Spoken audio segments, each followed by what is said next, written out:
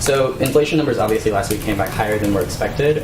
As the Biden administration deliberates internally on the American Jobs and Families Plan, with consistent levels of inflation or changes in the jobs reports influence the proposals that you all will be bringing to Congress in the package, or changing some of the policies that you all would propose if that continues?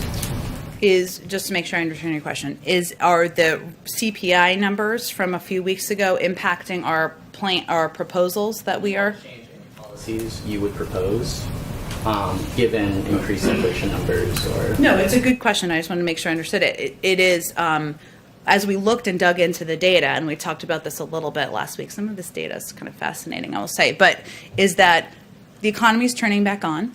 We take inflation very seriously. Our Secretary of Treasury, obviously the Federal Reserve is responsible for monitoring it. But there are a number of factors as the economy turns back on, including there are areas like the cost of airline tickets, where, if you look back at pre-pandemic, they dropped by about 20%. They're up about 10% since then, right? So there are prices where the baseline was actually lower than it was prior to the pandemic, and that's one of the things we're seeing in the data. But it has not changed our view and